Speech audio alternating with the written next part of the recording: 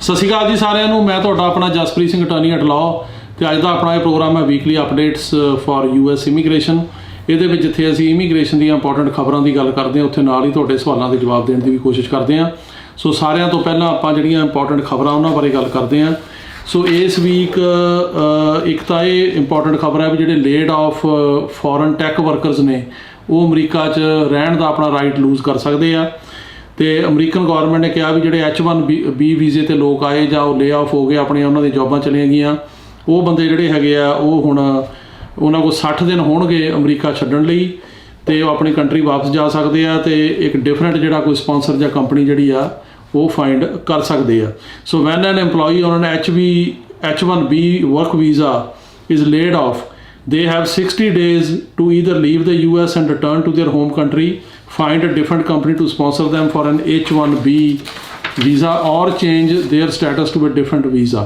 ਸੋ ਜਿਨ੍ਹਾਂ ਨੂੰ H1B ਵੀਜ਼ੇ ਤੇ ਇੰਪਲੋਇਮੈਂਟ ਮਿਲੀ ਹੋਈ ਹੈ, ਵੀਜ਼ਾ ਮਿਲਿਆ ਹੋਇਆ, ਜੇ ਉਹ ਲੇਡ ਆਫ ਹੋ ਜਾਂਦੇ ਉਹਨਾਂ ਦੀ ਕੰਪਨੀ ਉਹਨਾਂ ਨੂੰ ਕਹਿ ਦਿੰਦੀ ਆ ਵੀ ਸਾਨੂੰ ਹੁਣ ਲੋੜ ਨਹੀਂ, ਉਹਨਾਂ ਕੋਲ 60 ਦਿਨ ਹੋਣਗੇ ਇੱਥੋਂ ਲੀਵ ਕਰਨ ਦੇ ਤੇ ਹੋਰ ਜਿਹੜਾ ਹੈਗਾ ਉਹ ਕੋਈ ਸਪਾਂਸਰ ਜਾਂ ਕੰਪਨੀ ਲੱਭਣ ਦੇ।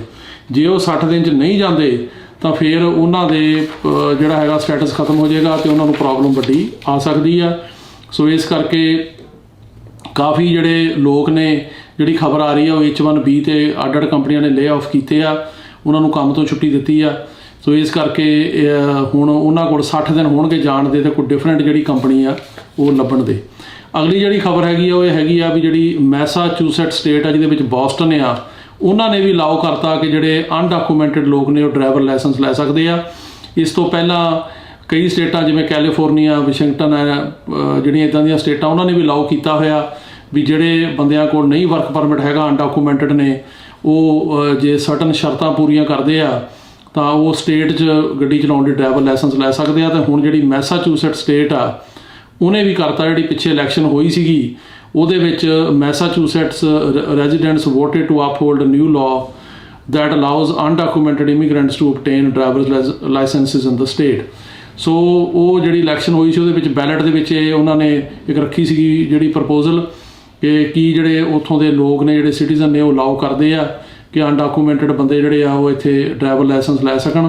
ਸੋ ਉੱਥੇ ਉਹਨਾਂ ਨੇ ਜ਼ਿਆਦਾ ਲੋਕਾਂ ਨੇ ਇਹਦੇ ਹੱਕ ਵਿੱਚ ਵੋਟ ਪਾਈ, ਸੋ ਉਹਦੇ ਕਰਕੇ ਹੁਣ ਸਟੇਟ ਨੇ ਅਲਾਓ ਕਰ ਦਿੱਤਾ ਕਿ ਉੱਥੇ ਉਹ ਡਰਾਈਵਰ ਲਾਇਸੈਂਸ ਲੈ ਸਕਦੇ ਆ। ਤੇ ਹੋਰਾਂ ਕੁਝ ਸਟੇਟਾਂ ਦੇ ਵਿੱਚ ਵੀ ਇਹ ਸਾਰੀਆਂ 'ਚ ਨਹੀਂ ਆ, ਪਰ ਕਈ ਸਟੇਟਾਂ ਦੇ ਵਿੱਚ ਇਹ ਜਿਹੜੀ ਹੈਗੀ ਆ ਇਹ ਪਹਿਲਾਂ ਹੀ ਪ੍ਰੋਵੀਜ਼ਨ ਹੈਗੀ ਆ ਕਿ ਉੱਥੇ ਅਨਡਾਕੂਮੈਂਟਡ ਜਿਹੜੇ ਲੋਕ ਨੇ ਉਹ ਲੋਕਲ ਸਟੇਟ ਦੇ ਵਿੱਚ ਚਲਾਉਣ ਲਈ ਜਿਹੜਾ ਡਰਾਈਵਰ ਲਾਇਸੈਂਸ ਆ ਉਹ ਲੈ ਸਕਦੇ ਆ। ਤੇ ਅਗਲੀ ਖਬਰ ਹੈਗੀ ਕਿ ਅਮਰੀਕਾ ਨੇ 4000 ਜਿਹੜੇ ਮਿਲਟਰੀ ਮੈਂਬਰ ਨੇ ਉਹਨਾਂ ਨੂੰ ਵੈਟਰਨ ਡੇ ਆਨਰ ਕਰਨ ਵਾਸਤੇ ਸਿਟੀਜ਼ਨ ਬਣਾਇਆ। ਉਹਨਾਂ ਵਿੱਚ ਜਿਹੜੇ ਆਰਮੀ ਦੇ ਵਿੱਚ ਖਾਸ ਕਰਕੇ ਲੋਕ ਕੰਮ ਕਰਦੇ ਸੀਗੇ ਤੇ ਉਹਨਾਂ ਨੂੰ ਜਿਹੜਾ ਹੈਗਾ ਉਹ ਸਿਟੀਜ਼ਨਸ਼ਿਪ ਦੀ ਜਿਹੜੀ ਸਹੁੰ ਹੈਗੀ ਆ ਉਹ ਚੁਕਾਈ ਗਈ ਆ। ਉਹ ਤਕਰੀਬਨ ਉਹਦੀ ਗਿਣਤੀ ਜਿਹੜੀ ਆ ਉਹ ਤਕਰੀਬਨ 4000 ਦੇ ਲਾਗੇ ਆ। ਤੇ ਇਹ ਚੰਗੀ ਗੱਲ ਆ ਕਿਉਂਕਿ ਜਿਹੜੇ ਅਮਰੀਕਨ ਆਰਮੀ 'ਚ ਸਰਵਿਸ ਕਰਦੇ ਨੇ, ਜਿਵੇਂ ਦੇਸ਼ ਦੀ ਸੇਵਾ ਕਰਦੇ ਆ, ਬਾਹਰਲੇ ਮੁਲਕਾਂ ਦੇ ਵਿੱਚ ਵੀ ਜਾਂਦੇ ਆ ਤੇ ਉਹਨਾਂ ਨੂੰ ਜੇ ਸਿਟੀਜ਼ਨ ਬਣਾਇਆ ਜਾਂਦਾ ਇਹਨੂੰ ਸਾਰੇ ਜਿਹੜੇ ਵੈਲਕਮ ਕਰਦੇ ਆ। ਇਹਦੇ ਨਾਲ ਨਾਲ ਜਿਹੜੀ ਹੋਰ ਇੰਪੋਰਟੈਂਟ ਖਬਰ ਬੈਕਲੌਗ ਬਾਰੇ ਆ ਉਹ ਇਹ ਹੈਗੀ ਆ ਕਿ ਇੱਕ ਕਾਂਗਰਸਮੈਨ ਹੈਗੇ ਆ ਟੋਨੀ ਕਾਰਡੀਨਸ, ਉਹਨਾਂ ਨੇ ਇੱਕ ਬਿੱਲ ਇੰਟਰੋਡਿਊਸ ਕੀਤਾ ਜਿਹਦਾ ਨਾਂ ਹੈਗਾ case backlog and transparency act. ਇਹ ਉਹਨਾਂ ਨੇ ਇੰਟਰੋਡਿਊਸ ਕੀਤਾ ਅਕਤੂਬਰ 25 ਨੂੰ। ਤੇ ਉਹ ਜਿਹੜਾ ਐਕਟ ਹੈਗਾ ਉਹ ਇਹ ਕਹਿੰਦਾ ਵੀ ਜਿਹੜੀ ਇੰਨੀ ਡਿਲੇ ਹੋ ਰਹੀ ਹੈ, ਖਾਸ ਕਰਕੇ ਜਿਵੇਂ ਜਿਹੜੀਆਂ ਕੈਟੇਗਰੀਆਂ ਮੂਵ ਨਹੀਂ ਹੋ ਰਹੀਆਂ, F4 ਕੈਟੇਗਰੀ ਹੋ ਗਈ ਜਿਹੜੀ ਕਿ US ਸਿਟੀਜ਼ਨ ਦੇ ਭਰਾ ਭੈਣ ਦੀ ਕੈਟੇਗਰੀ ਹੈ, ਜਾਂ F3 ਹੋ ਗਈ ਜਿਹੜੇ US ਸਿਟੀਜ਼ਨ ਦੇ ਮੈਰਿਡ ਬੱਚਿਆਂ ਦੀ ਹੈ, ਇਹ ਅੱਗੇ ਮੂਵ ਨਹੀਂ ਕਰ ਰਹੀਆਂ। ਇਹਨਾਂ ਨੂੰ ਮੂਵ ਕਰਨ ਵਾਸਤੇ ਉਹਨਾਂ ਨੇ ਇਹ ਕਿਹਾ ਕਿ ਇਹਦੇ 'ਚ ਕੁਛ ਜਿਹੜੀ ਹੈਗੀ ਤੇਜ਼ੀ ਲਿਆਂਦੀ ਜਾਵੇ। The act would impose strict reporting requirements on USCIS, ensuring that the agency informs Congress about the number of cases pending and the average processing time for each type of immigration benefit adjudicated by the agency. ਉਹ bill ਇਹ ਕਹਿੰਦਾ ਵੀ ਜਿਹੜੀ USCIS ਹੈ, ਜਿਹੜੀ ਕਿ immigration service ਆ, ਉਹ ਜਿਹੜੀ US ਕਾਂਗਰਸ ਨੂੰ ਦੱਸੇ ਕਿ ਕਿੰਨੇ ਕੇਸ ਉਹਨਾਂ ਕੋਲ ਪੈਂਡਿੰਗ ਪਏ ਆ ਤੇ ਕਿੰਨੀ ਦੇਰ ਦੇ ਪਏ ਆ।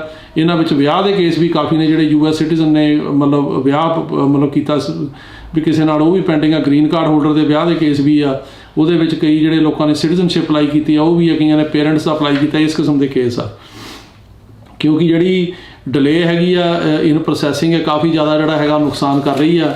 ਹੁਣ ਕਈ ਜਿਹੜੇ I-730 ਐਪਲੀਕੈਂਟਸ ਨੇ ਜਿਵੇਂ ਹੁਣ ਸੈਲੀ ਹੁੰਦੇ ਨੇ, ਉਹ ਆਪਣੇ ਜਿਹਨਾਂ ਨੂੰ ਸੈਲਮ ਮਿਲ ਜਾਂਦਾ ਉਹ ਆਪਣੇ ਸਪਾਊਸਸ ਆ ਬੱਚਿਆਂ ਦਾ ਅਪਲਾਈ ਕਰਦੇ ਆ, ਉਹਨਾਂ ਨੂੰ ਕਈਆਂ ਨੂੰ 3-3 ਸਾਲ ਲੱਗੀ ਜਾਂਦੇ ਆ। ਸੋ ਬਹੁਤ ਜ਼ਿਆਦਾ ਟਾਈਮ ਹੈ, ਅਤੇ ਇਸ ਕਰਕੇ ਇਹਨੂੰ ਜਿਹੜੀ ਹੈਗੀ ਡਿਲੇ ਨੂੰ ਕਵਰ ਕਰਨ ਵਾਸਤੇ ਉਹ ਬਿੱਲ ਰੱਖਿਆ। ਪਰ ਉਹ ਜਿਹੜਾ ਬਿੱਲ ਹੈਗਾ ਇਹ ਹੁਣ ਇਹਦਾ ਕੀ ਅੰਜਾਮ ਹੋਊਗਾ ਇਹ ਪਤਾ ਨਹੀਂ, ਕਿਉਂਕਿ ਜੇ ਜਿਹੜੀ ਹੈਗੀ ਆ ਉਹ ਰਿਪਬਲਿਕਨ ਪਾਰਟੀ ਦੀ ਮੈਜੋਰਟੀ ਆ ਜਾਂਦੀ ਆ ਹਾਊਸ ਦੇ ਵਿੱਚ, ਜੋ ਕਿ ਲੱਗ ਰਿਹਾ, ਅਤੇ ਫਿਰ ਉਹ ਇਹਨੂੰ ਅੱਗੇ ਤੋਰਨਗੇ, ਵਧਾਉਣਗੇ, ਇਹਦੇ ਬਾਰੇ ਅਜੇ ਕਲੀਅਰ ਨਹੀਂ। ਪਰ ਇਹੋ ਜਿਹਾ ਬਿੱਲ ਇੰਟਰੋਡਿਊਸ ਹੋਣਾ ਇੱਕ ਚੰਗੀ ਗੱਲ ਹੈ। ਇਸੇ ਤਰ੍ਹਾਂ ਦਾ ਹੀ ਬਿੱਲ ਇੱਕ ਸੈਨੇਟ ਦੇ ਵਿੱਚ ਸੈਨੇਟਰ ਐਲੈਕਸ ਪਡੀਆ ਨੇ ਵੀ ਇੰਟਰੋਡਿਊਸ ਕੀਤਾ ਸੀ। ਉਹਨਾਂ ਨਾਲ ਮੇਰੀ ਮੁਲਾਕਾਤ ਵੀ ਹੋਈ ਸੀਗੀ ਹਫ਼ਤਾ 10 ਦਿਨ ਪਹਿਲਾਂ, ਅਤੇ ਉਹ ਉਹਨਾਂ ਨੇ ਕਿਹਾ ਸੀ ਵੀ ਜਿਹੜੀ ਰਜਿਸਟਰੀ ਆ ਉਹਨੂੰ ਰੋਲ ਕਰ ਦਿਓ ਵੀ 7 ਸਾਲਾਂ ਬਾਅਦ ਬੰਦੇ ਪੱਕੇ ਹੋ ਸਕਣ। ਲੇਕਿਨ ਉਹ ਬਿੱਲ ਵੀ ਹੁਣ ਸੈਨੇਟ ਦੇ ਵਿੱਚ ਤਾਂ ਲੱਗਦਾ ਗਿਆ ਕਿ ਡੈਮੋਕ੍ਰੈਟਿਕ ਪਾਰਟੀ ਦੀ ਮੈਜੋਰਟੀ ਜਿਹੜੀ ਆ ਉਹ ਆਏਗੀ। ਸੋ ਹੁਣ ਜਿਹੜੀਆਂ 50 ਸੀਟਾਂ ਆਲਰੇਡੀ ਹੋ ਗਈਆਂ ਉਹਨਾਂ ਕੋਲੇ। ਜਿਹੜੀ ਜਾਰਜੀਆ 'ਚ ਰਨ ਆਫ ਸੀਟ ਹੋਣੀ ਆ ਉਹਦੇ ਵਿੱਚ ਵੀ ਜੇ ਸੀਟ ਉਹ ਲੈ ਜਾਂਦੇ ਆ ਤਾਂ 51 ਵੀ ਹੋ ਸਕਦੀਆਂ ਨੇ। ਸੋ ਉਹਨਾਂ ਦੀ ਜੇ ਮੈਜੋਰਟੀ ਆਉਂਦੀ ਆ, ਦੇਖਦੇ ਆ ਜੇ ਬਿੱਲ ਅੱਗੇ ਵੱਧਦਾ ਉਹ। ਲੇਕਿਨ ਹਾਊਸ ਦੇ ਵਿੱਚ ਜੇ ਰਿਪਬਲਿਕਨ ਪਾਰਟੀ ਦੀ ਮੈਜੋਰਟੀ ਆ, ਉਹਦੇ ਕਰਕੇ ਇਮੀਗ੍ਰੇਸ਼ਨ ਦੇ ਜਿਹੜੇ ਬਿੱਲ ਨੇ ਉਹਨਾਂ ਦਾ ਜਿਹੜਾ ਹੈਗਾ ਉਹ ਅੱਗੇ ਵਧਣ ਦੇ ਚਾਂਸ ਘੱਟ ਜਾਣਗੇ, ਕਿਉਂਕਿ ਜਦੋਂ ਆਪਸੀ ਦੋਨਾਂ ਹਾਊਸਿਸ ਦੇ ਵਿੱਚ ਕੋਈ ਜਿਹੜੀ ਸਹਿਮਤੀ ਲੀਡਰਸ਼ਿਪ ਦੀ ਨਹੀਂ ਹੁੰਦੀ ਤਾਂ ਉਹ ਬਿੱਲ ਕਿਸੇ ਪਾਸੇ ਲੱਗਣੇ ਨਹੀਂ। ਪਰ ਪੇਸ਼ ਚਲੋ ਹੋਏ ਆ, ਇਹੀ ਇੱਕ ਚੰਗਾ ਕਦਮ ਹੈ। ਪਰ ਪਾਸ ਹੋਣਾ ਨਾ ਹੋਣਾ ਇਹ ਤਾਂ ਬਾਅਦ ਦੀਆਂ ਗੱਲਾਂ ਨੇ, ਟਾਈਮ ਦੱਸੇਗਾ ਵੀ ਕੀ ਹੋਏਗਾ। ਇਸ ਤੋਂ ਇਲਾਵਾ ਜਿਹੜੀ ਅਗਲੀ ਖਬਰ ਉਹ ਹੈਗੀ ਹੈ ਸਿਟੀਜ਼ਨਸ਼ਿਪ ਦੇ ਕੇਸਾਂ ਬਾਰੇ। ਉਹਨਾਂ 'ਚ ਇੰਟਰਵਿਊਆਂ ਜਲਦੀ ਆ ਰਹੀਆਂ ਨੇ। ਇਮੀਗ੍ਰੇਸ਼ਨ ਤੋਂ ਇੱਕ ਰਿਲੀਜ਼ ਆਈ ਹੈ, ਉਹਨਾਂ ਨੇ ਕਿਹਾ ਕਿ ਅਸੀਂ ਜਿਹੜੀਆਂ ਮਤਲਬ ਪੁਰਾਣਾ ਬੈਕਲੌਗ ਆ ਉਹ ਕਾਫੀ ਕਵਰ ਕਰ ਲਿਆ। ਸੋ ਜਿਨ੍ਹਾਂ ਨੇ ਸਿਟੀਜ਼ਨਸ਼ਿਪ ਲਈ ਅਪਲਾਈ ਕੀਤਾ ਉਹਨਾਂ ਨੂੰ ਉਹ ਕਹਿ ਰਹੇ ਆ ਕਿ ਅਸੀਂ 6 ਮਹੀਨੇ ਦੇ ਅੰਦਰ ਅੰਦਰ ਹੁਣ ਡੇਟਾਂ ਦੇ ਰਹੇ ਹਾਂ। ਕਈਆਂ ਨੂੰ 3-3 4-4 ਮਹੀਨੇ 'ਚ ਵੀ ਡੇਟਾ ਆ ਰਹੀਆਂ ਨੇ, ਪਰ ਅੰਡਰ 6 ਮੰਥਸ ਲੈ, ਜਿਵੇਂ ਪਿੱਛੇ ਕਿਸੇ ਟਾਈਮ ਸਾਲ ਸਵਾ ਸਾਲ ਦਾ ਟਾਈਮ ਹੁੰਦਾ ਸੀ, ਹੁਣ 6 ਮਹੀਨੇ ਤੋਂ ਟਾਈਮ ਉਹ ਘਟ ਗਿਆ ਕਿ ਅੰਡਰ 6 ਮੰਥਸ ਉਹ ਕਹਿ ਰਹੇ ਆ ਕਿ ਅਸੀਂ ਇਹਦੀ ਜਿਹੜੀ ਆ ਉਹ ਪ੍ਰੋਸੈਸਿੰਗ ਕਰ ਰਹੇ ਹਾਂ। ਅਤੇ ਇਹਦੇ ਨਾਲ ਜਿਹੜੀ ਇਮੀਗ੍ਰੇਸ਼ਨ ਕੋਰਟਾਂ ਦੀ ਖਬਰ ਆ ਉਹ ਇਹ ਹੈਗੀ ਵੀ ਜਿਹੜੇ ਇਮੀਗ੍ਰੇਸ਼ਨ ਜੱਜ ਨੇ ਉੱਥੇ ਜਿਹੜੀਆਂ ਮਾਸਟਰ ਡੇਟਾ ਹੈਗੀਆਂ ਨੇ, ਨਵੇਂ ਬੰਦੇ ਆ ਰਹੇ ਆ, ਉਹ ਲੰਬੀਆਂ ਮਿਲ ਰਹੀਆਂ ਨੇ। ਪਰ ਜ਼ਿਆਦਾ ਕੇਸਾਂ ਦੇ ਵਿੱਚ ਜਿਹੜੀਆਂ ਹੈਗੀਆਂ ਰਿਟਨ ਪਲੀਡਿੰਗਸ ਜਾਂ ਜਿਹੜੇ 60 ਡੇ ਨੋਟਿਸਿਸ ਉਹ ਮੰਗ ਰਹੇ ਨੇ। ਉਹ ਰਿਟਨ ਪਲੀਡਿੰਗ ਦਾ ਇਹ ਹੁੰਦਾ ਵੀ ਜਿਹੜੀ ਮਾਸਟਰ ਡੇਟ ਹੁੰਦੀ ਆ ਉਹ ਫਿਰ ਨਹੀਂ ਹੁੰਦੀ। ਜੇ ਆਪਾਂ ਰਿਟਨ ਪਲੀਡਿੰਗ ਜਮ੍ਹਾਂ ਕਰਾ ਦਿੰਦੇ ਆ ਤਾਂ ਸਿੱਧੀ ਫਾਈਨਲ ਡੇਟ ਜਿਹੜੀ ਆ ਉਹ ਮਿਲ ਜਾਂਦੀ ਆ। ਕਾਫੀ ਜੱਜ ਜਿਹੜੇ ਆ ਉਹ ਇਸ ਚੀਜ਼ ਨੂੰ ਆਪਟ ਕਰ ਰਹੇ ਆ। ਪਰ ਹੁਣ ਜਿਹੜੀਆਂ ਰੀਸੈਂਟ ਨੋਟਿਸਿਸ ਆ ਰਹੇ ਆ ਉਹ ਕਾਫੀ ਜ਼ਿਆਦਾ ਨੋਟਿਸ ਜਿਹੜੇ ਆ ਉਹ ਇਨ ਪਰਸਨ ਜਿਹੜੀਆਂ ਡੇਟਾ ਦੇ ਵੀ ਆ ਰਹੇ ਨੇ, ਕਿਉਂਕਿ ਹੁਣ ਜਿਹੜੀਆਂ ਫਾਈਨਲ ਡੇਟਾ ਹੈਗੀਆਂ ਉਹਦੇ ਵਿੱਚ ਜਿਵੇਂ ਅੱਗੇ ਹੁੰਦਾ ਸੀ ਵੈਬਐਕਸ 'ਤੇ ਕਰਦੇ ਸੀ, ਹੁਣ ਉਹ ਜਿਹੜੀਆਂ ਖਾਸ ਕਰਕੇ ਅਗਲੇ ਸਾਲ ਜਾਂ ਉਸ ਤੋਂ ਅਗਲੇ ਸਾਲ ਦੀਆਂ ਨੇ ਉਹ ਨੋਟਿਸਿਸ ਦੇ ਵਿੱਚ ਲਿਖਿਆ ਕਿ ਇਨ ਪਰਸਨ ਰਿਕੁਆਇਰਮੈਂਟ ਆ। ਸੋ ਦੇਖਦੇ ਆ ਕਿੰਨੀ ਕਿ ਇਹ ਇੰਪਲੀਮੈਂਟ ਹੁੰਦੀ ਆ। ਪਰ ਉੱਥੇ ਇੱਕ ਕਾਫੀ ਸਿਗਨੀਫਿਕੈਂਟ ਡਿਲੇ ਆ। ਸੈਲਮ ਆਫਿਸਿਸ ਦੇ ਵਿੱਚ ਵੀ ਕਾਫੀ ਡਿਲੇ ਆ। ਉੱਥੇ ਜਿਹੜੀਆਂ ਇੰਟਰਵਿਊਜ਼ ਅਜੇ ਨਹੀਂ ਸਕੈਜੂਲ ਹੋ ਰਹੀਆਂ। ਅਤੇ ਜਿਹੜੇ ਵਰਕ ਪਰਮਿਟਸ ਨੇ ਉਹ ਜ਼ਰੂਰ 6 ਮਹੀਨੇ ਬਾਅਦ ਜੇ ਕਿਸੇ ਦੇ 180 ਦਿਨ ਹੋ ਜਾਣ ਤਾਂ ASAP ਦੀ ਮੈਂਬਰਸ਼ਿਪ ਲੈ ਕੇ ਜਿਹੜੇ ਹੈਗੇ ਮਿਲ ਰਹੇ ਆ, ਅਤੇ ਉਹਦੇ ਵਿੱਚ ਇੱਕ ਜਿਹੜੀ ਹੈਗੀ ਅਪਡੇਟ ਹੈਗੀ ਆ। ਇਸ ਤੋਂ ਇਲਾਵਾ ਜਿਹੜੀ ਅਗਲੀ ਇੰਪੋਰਟੈਂਟ ਅਪਡੇਟ ਆ ਉਹ ਹੈਗੀ ਆ ਜਿਹੜੇ ਵਰਕ ਪਰਮਿਟ ਰਿਨਿਊਅਲ ਦੀ। ਜਿਹੜੇ ਬੰਦੇ ਰਿਨਿਊ ਕਰਾਉਂਦੇ ਆ ਵਰਕ ਪਰਮਿਟ ਦੁਬਾਰਾ, ਜਿਹੜਾ ਵਰਕ ਪਰਮਿਟ ਰਿਨਿਊ ਹੁੰਦਾ ਉਹਦੇ ਲਈ ਜਿਹੜੀ ਰਿਕੁਆਇਰਮੈਂਟ ਜਿਵੇਂ ਅੱਗੇ ਸੀਗਾ ਵੀ ਸਾਲ 1.5 ਸਾਲ ਲੱਗਦਾ ਸੀ, ਉਹ 'ਚ ਹੁਣ ਟਾਈਮ ਘਟਣਾ ਸ਼ੁਰੂ ਹੋ ਗਿਆ। ਅਸੀਂ 4 ਕੇਸ ਰਿਨਿਊਅਲ ਦੇ ਅਪਲਾਈ ਕੀਤੇ ਸੀਗੇ ਜੁਲਾਈ ਦੇ ਵਿੱਚ, ਅਤੇ ਉਹਨਾਂ ਦੀ ਹੁਣ ਅਪਰੂਵਲ ਆ ਗਈ ਆ ਜਿਵੇਂ 4 ਮਹੀਨੇ ਬਾਅਦ। ਸੋ ਉਹ ਟਾਈਮ ਜਿਹੜਾ ਹੈਗਾ ਉਹ ਵੀ ਘਟ ਰਿਹਾ। ਇਹ ਲੇਕਿਨ ਪੁਰਾਣੇ ਕੇਸਾਂ 'ਤੇ ਲਾਗੂ ਨਹੀਂ ਆ। ਜਿਨ੍ਹਾਂ ਨੇ ਹੁਣ ਅਪਲਾਈ ਕੀਤੇ ਨੇ ਜੁਲਾਈ ਤੋਂ ਬਾਅਦ ਉਹਨਾਂ 'ਤੇ ਜ਼ਰੂਰ ਲਾਗੂ ਆ ਕਿ ਜਿਹੜੇ ਜੁਲਾਈ ਤੋਂ ਬਾਅਦ ਅਪਲਾਈ ਕਰ ਰਹੇ ਨੇ ਆਪਣੀ ਰਿਨਿਊਅਲ ਵਾਸਤੇ, ਉਹਨਾਂ ਨੂੰ ਹੁਣ 1.5 ਸਾਲ ਦੀ ਜਾਂ ਸਵਾ ਸਾਲ ਦੀ ਬਜਾਏ 4-4 ਮਹੀਨੇ 'ਚ ਰਿਨਿਊਅਲ ਜਿਹੜੀ ਆ ਉਹ ਆ ਰਹੀ ਆ। ਸੋ ਇਹ ਇੱਕ ਬੜੀ ਵੱਡੀ ਇੰਪਰੂਵਮੈਂਟ ਹੈਗੀ ਆ, ਜਿਹੜੀ ਕਿ ਇੱਕ ਚੰਗਾ ਕਦਮ ਹੈ। ਸੋ ਇਹ ਸੀਗੀਆਂ ਇੰਪੋਰਟੈਂਟ ਖਬਰਾਂ, ਅਤੇ ਹੁਣ ਤੁਹਾਡੇ ਜਿਹੜੇ ਸਵਾਲਾਂ ਦੇ ਜਵਾਬ ਆ ਉਹ ਆਪਾਂ ਦੇਣ ਦੀ ਕੋਸ਼ਿਸ਼ ਕਰਦੇ ਹਾਂ ਜੀ। ਪਹਿਲਾ ਸਵਾਲ ਹੈਗਾ ਕਿ ਉਹ ਕਹਿ ਰਹੇ ਨੇ ਕਿ ਅਮਰੀਕਾ ਦੀ ਕੋਈ ਵੀ ਕੈਟੇਗਰੀ ਜਿਹੜੀ ਆ ਮੂਵ ਨਹੀਂ ਹੋ ਰਹੀ, ਚਾਹੇ F4 ਆ ਚਾਹੇ F3 ਆ, ਅਤੇ ਇਹਦਾ ਬੈਕਲੌਗ ਦਾ ਕੀ ਹੱਲ ਆ। ਇਹ ਠੀਕ ਹੈ ਜੀ ਗੱਲ। ਮੈਂ ਜਦੋਂ ਮੇਰੀ ਮੁਲਾਕਾਤ ਹੋਈ ਸੀਗੀ ਸੈਨੇਟਰ ਪਡੀਆ ਨਾਲ, ਉਹਨਾਂ ਨਾਲ ਵੀ ਗੱਲ ਕੀਤੀ ਸੀਗੀ, ਅਤੇ ਉਹਦੇ ਬਾਰੇ ਹੁਣ ਮੈਂ ਦੁਬਾਰਾ ਫੋਲੋਅਪ ਮੀਟਿੰਗ ਜਿਹੜੀ ਦਸੰਬਰ 'ਚ ਹੋਣੀ ਆ। ਜਿਹੜਾ ਬਿੱਲ ਇੰਟਰੋਡਿਊਸ ਹੋਇਆ ਦੇਖੋ ਕੀ ਹੁੰਦਾ। ਪਰ ਇਹ ਬਿੱਲ ਕਿਉਂਕਿ ਹੁਣ ਇਲੈਕਸ਼ਨ ਤੋਂ ਬਾਅਦ ਕੀ ਸੀਨ ਆਉਂਦਾ ਹੈਗਾ ਕਾਂਗਰਸ ਦੇ ਵਿੱਚ ਉੱਥੋਂ ਪਤਾ ਲੱਗਣਾ। ਲੇਕਿਨ ਕਾਫੀ ਜ਼ਿਆਦਾ ਜਿਹੜਾ ਹੈਗਾ ਬੈਕਲੌਗ ਹੈ, ਕਾਫੀ ਜ਼ਿਆਦਾ ਜਿਹੜੀ ਹੈਗੀ ਆ ਉਹ ਡਿਲੇ ਹੈਗੀ ਹੈ, ਜੋ ਕਿ ਦੂਰ ਹੋਣੀ ਚਾਹੀਦੀ ਆ। ਜਿਹੜਾ ਵੀਜ਼ਾ ਬੁਲੇਟਿਨ ਆਉਂਦਾ ਉਹ ਬਹੁਤ ਦੇਖ ਕੇ ਜਿਹੜੀ ਹੈਗੀ ਨਿਰਾਸ਼ਾ ਹੁੰਦੀ ਆ ਵੀ ਕੈਟੇਗਰੀਆਂ ਜਿਹੜੀਆਂ ਉਹ ਮੂਵ ਨਹੀਂ ਕਰ ਰਹੀਆਂ। ਇਸ ਤੋਂ ਇਲਾਵਾ ਅਗਲਾ ਹੈ ਜੀ ਕਿ ਇਹ ਕਹਿ ਰਹੇ ਆ ਕਿ ਅਸੀਂ ਇੰਡੀਆ ਤੋਂ ਹੈਗੇ ਆ, ਅਤੇ ਸਾਡੇ ਫਾਦਰ ਨੇ 2011 'ਚ ਅਪਲਾਈ ਕੀਤਾ ਸੀਗਾ F3 ਮਤਲਬ ਕੈਟੇਗਰੀ 'ਚ। ਇਹਨੂੰ ਕਿੰਨਾ ਟਾਈਮ ਲੱਗੂਗਾ ਅਤੇ ਕੀ ਅਸੀਂ ਵਿਜ਼ਟਰ ਵੀਜ਼ਾ ਲੈ ਸਕਦੇ ਹਾਂ? ਦੇਖੋ ਇਸ ਤਰ੍ਹਾਂ ਜੀ ਕਿ ਜਿਹੜੀ F3 ਕੈਟੇਗਰੀ ਆ ਉਹਦੇ ਵਿੱਚ ਅਜੇ 2008 ਜਿਹੜਾ ਹੈਗਾ ਉਹ ਚੱਲ ਰਿਹਾ, काफ़ी ज़्यादा डिले है। जो थोड़ा 11 च अप्लाई किया इन्हूं 3-4 साल अजे ये लग जाने आ, लेकिन तुसी विजिटर वीज़ा अप्लाई तो कर सकते हो। मिलण के चांस जिहड़े कोई ज़्यादा नहीं हैगे। उहदा रीज़न है कि जो किसी ने इमीग्रेंट पटीशन फाइल की होवे तो वो विजिटर वीज़ा डिनाई कर सकते हैं, ना कर सकते हैं कह के कि थोड़ी ऑलरेडी इमीग्रेंट पटीशन अप्लाई हुई है। सो इस करके कोई जरूरी नहीं कि विजिटर वीज़ा मिले। अगला सवाल है जी कि कैनेडा के लोग ते MPs ने इमीग्रेशन मंत्री नूं घेर के बैकलॉग पूरा करवाया। सो यह जिहा अमरीका दे विच भी होना चाहिए। हाँ जी, कैनेडा ते अमरीका च काफ़ी फर्क है। कैनेडा ज़्यादा लिबरल है। अमरीका दे विच जिहड़ी 2 पार्टी का सिस्टम है, ਉਹਦੇ ਵਿੱਚ ਜਿਹੜੀ ਇੱਕ ਪਾਰਟੀ ਹੈ ਖਾਸ ਕਰਕੇ ਰਿਪਬਲਿਕਨ ਪਾਰਟੀ, ਉਹ ਜ਼ਿਆਦਾ ਜਿਹੜੀ ਉਹਦੀ ਹੁਣ ਦੀ ਪਾਲਿਸੀ ਰਹੀ ਆ ਪਿਛਲੇ 5-6 ਸਾਲਾਂ ਤੋਂ ਇਮੀਗ੍ਰੇਸ਼ਨ ਦੇ ਐਂਟੀ ਆ। ਉਹ ਨਹੀਂ ਚਾਹੁੰਦੇ ਜ਼ਿਆਦਾ ਬੰਦੇ ਇੱਥੇ ਆਉਣ ਜਾਂ ਜ਼ਿਆਦਾ ਜਿਹੜਾ ਹੈਗਾ ਉਹ ਇਮੀਗ੍ਰੇਸ਼ਨ ਦਾ ਇੱਥੇ ਇਮੀਗ੍ਰੈਂਟਸ ਦਾ ਅਮਰੀਕਾ ਦੇ ਵਿੱਚ ਇਨਫਲੋ ਹੋਵੇ। ਉਹਦੇ ਕਰਕੇ ਇੱਥੇ ਜਿਹੜਾ ਇਸ ਕਿਸਮ ਦਾ ਜਿਹੜਾ ਹੁੰਦਾ ਟਕਰਾਅ ਹੁੰਦਾ, ਉਹਦੇ ਕਰਕੇ ਗੱਲ ਅੱਗੇ ਨਹੀਂ ਤੁਰਦੀ। ਦੂਸਰਾ ਜਿਹੜੀ ਮਹਾਮਾਰੀ ਆਈ, ਤੁਹਾਨੂੰ ਪਤਾ ਕਿੱਡੀ ਵੱਡੀ ਜਿਹੜੀ ਸੀਗੀ ਉਹ ਸਾਰੀ ਦੁਨੀਆ ਦੇ ਵਿੱਚ ਖਾਸ ਕਰਕੇ ਉਹਦੇ ਨਾਲ ਸ਼ਟਡਾਊਨ ਹੋਇਆ ਬੈਕਲੌਗ, ਉਹਦੇ ਕਰਕੇ ਵੀ ਬੈਕਲੌਗ ਹੈ। ਬਾਕੀ ਮੈਂ ਇਸ ਗੱਲ ਨਾਲ ਸਹਿਮਤ ਹਾਂ ਕਿ ਬੈਕਲੌਗ ਹੋਣਾ ਨਹੀਂ ਚਾਹੀਦਾ। ਇਹ ਜਿਹੜੀ ਇੰਪਰੂਵਮੈਂਟ ਹੈਗੀ ਆ ਉਹ ਹੋਣੀ ਚਾਹੀਦੀ ਆ ਕਿ ਜਿਹੜੇ ਬੰਦੇ ਇੰਨੇ ਸਾਲ ਤੋਂ ਵੇਟ ਕਰ ਰਹੇ ਉਹਨਾਂ ਨੂੰ ਜਲਦੀ ਵੀਜ਼ੇ ਜਿਹੜੇ ਆ ਉਹ ਮਿਲਣੇ ਚਾਹੀਦੇ ਆ। ਅਗਲਾ ਸਵਾਲ ਹੈ ਜੀ ਕਿ ਸਾਡੇ ਡਾਕੂਮੈਂਟ ਕੰਪਲੀਟ ਹੋ ਗਏ ਸੀ 6 ਅਪ੍ਰੈਲ 2021 ਨੂੰ F4 ਕੈਟਾਗਰੀ 'ਚ, ਅਤੇ ਕਿੰਨਾ ਟਾਈਮ ਲੱਗੂਗਾ? ਇਹਦੇ 'ਚ ਹੁਣ ਕੈਟਾਗਰੀਆਂ ਅੱਗੇ ਤੁਰ ਰਹੀਆਂ ਨੇ ਪਰ ਇੰਨੀਆਂ ਫਾਸਟ ਨਹੀਂ ਹੈਗੀਆਂ, ਵੇਟ ਹੀ ਕਰਨੀ ਪੈਣੀ ਆ ਤੁਹਾਨੂੰ। ਅਜੇ ਆਪਾਂ ਕਲੀਅਰ ਨਹੀਂ ਕਹਿ ਸਕਦੇ ਵੀ ਕਿੰਨਾ ਟਾਈਮ ਲੱਗੂ। ਅਗਲਾ ਸਵਾਲ ਹੈ ਜੀ ਕਿ ਇਹ ਦੱਸੋ ਕਿ ਅਸੀਂ ਆਪਣੀ ਐਪਲੀਕੇਸ਼ਨ ਸਬਮਿਟ ਕੀਤੀ ਸੀ ਜੁਲਾਈ 2020 ਨੂੰ, ਐਕਸੈਪਟ ਹੋ ਗਈ 28 ਜੁਲਾਈ ਨੂੰ, ਅਤੇ ਸਾਨੂੰ ਕੋਈ ਅਪਰੂਵਲ ਲੈਟਰ ਨਹੀਂ ਆਇਆ। ਇਹ ਡਿਪੈਂਡ ਕਰੂਗਾ ਜੀ ਕਿਹੜੀ ਕੈਟਾਗਰੀ ਆ, ਕਿਉਂਕਿ ਡਿਲੇ ਤਾਂ ਸਾਰੀਆਂ ਕੈਟਾਗਰੀਆਂ 'ਚ ਆ, ਪਰ ਇਹ ਹੁਣ ਜਿਹੜਾ ਹੈਗਾ ਡਿਪੈਂਡ ਕਰੇਗਾ ਵੀ ਕੀ ਆ ਕਿਹੜੀ ਕੈਟਾਗਰੀ 'ਚ ਆ। ਸੋ ਇਹ ਤੁਹਾਨੂੰ ਜਿਹੜੀ ਹੈਗੀ ਆ ਉਹ ਇਹਦੇ ਬਾਰੇ ਵੇਟ ਕਰਨੀ ਪੈਣੀ ਆ। ਅਗਲਾ ਸਵਾਲ ਹੈ ਜੀ ਕਿ ਮੇਰੇ ਮੰਮੀ ਡੈਡੀ ਨੇ ਗ੍ਰੀਨ ਕਾਰਡ 'ਤੇ ਆਪਣੇ ਬੱਚਿਆਂ ਦਾ ਅਪਲਾਈ ਕਰਨਾ ਹੋਵੇ 21 ਤੋਂ ਉੱਪਰ, ਨਾਲ ਮੇਰੀ ਸਿਸਟਰ ਦੀ H1B ਵੀਜ਼ੇ 'ਤੇ ਕੀ ਉਹ ਆ ਸਕਦੇ ਨੇ? ਤੁਹਾਡੇ ਫਾਦਰ ਮਦਰ ਗ੍ਰੀਨ ਕਾਰਡ 'ਤੇ ਜੇ ਹੈਗੇ ਆ ਉਹ ਅਨਮੈਰਿਡ ਬੱਚਿਆਂ ਦਾ ਅਪਲਾਈ ਕਰ ਸਕਦੇ ਜਿਹੜੇ 21 ਤੋਂ ਉੱਪਰ ਨੇ, ਪਰ ਉਹਨੂੰ ਟਾਈਮ ਲੱਗੂਗਾ। ਜੇ ਜਿਹੜੀ ਉਹ ਕੈਟਾਗਰੀ 2015 ਚੱਲ ਰਿਹਾ, ਸੋ ਜੇ 7-8 ਸਾਲ ਦੀ ਵੇਟ ਹੈਗੀ ਆ। ਅਤੇ ਲੇਕਿਨ ਜਿਹੜੇ H1B 'ਤੇ ਹੈਗੇ ਆ ਉਹਨਾਂ ਨੂੰ ਜੇ ਉਦੋਂ ਤੱਕ ਹੁਣ ਪਤਾ ਨਹੀਂ ਵੀ ਉਹਨਾਂ ਦਾ ਕੀ ਸਟੇਟਸ ਹੋਊਗਾ ਤਾਂ ਉਹਨਾਂ ਨੂੰ ਵਾਪਸ ਜਾਣਾ ਪੈ ਸਕਦਾ। ਅਗਲਾ ਸਵਾਲ ਹੈ ਜੀ ਕਿ ਜਿਨ੍ਹਾਂ ਨੇ 2020 'ਚ ਗ੍ਰੀਨ ਕਾਰਡ 'ਤੇ ਸਪਾਊਸ ਦਾ ਕੇਸ ਲਾਇਆ ਉਹਨਾਂ ਦੀ ਕੀ ਅਪਡੇਟ ਆ? ਡਿਲੇ ਆ ਜੀ ਕਾफ़ੀ ਜ਼ਿਆਦਾ, ਸੋ ਉਹਨਾਂ ਨੂੰ ਵੇਟ ਕਰਨੀ ਪੈਣੀ ਆ ਕਿ ਕਾफ़ੀ ਜ਼ਿਆਦਾ ਡਿਲੇ ਹੈਗੀ ਆ। ਸੋ ਇਹਦੇ 'ਚ ਅਜੇ ਕੁਛ ਆਪਾਂ ਕਲੀਅਰ ਨਹੀਂ ਕਹਿ ਸਕਦੇ ਕਿ ਕਿੰਨਾ ਟਾਈਮ ਲੱਗੂਗਾ। ਅਗਲਾ ਸਵਾਲ ਹੈ ਜੀ ਕਿ ਸਾਡੇ ਕੋਲ ਇਟਾਲੀਅਨ ਸਿਟੀਜ਼ਨਸ਼ਿਪ ਹੈ USA 'ਚ ਪੱਕੇ ਹੋ ਸਕਦੇ ਆ? ਨਹੀਂ, ਇੱਦਾਂ ਦਾ ਕੋਈ ਰਸਤਾ ਨਹੀਂ ਜੀ।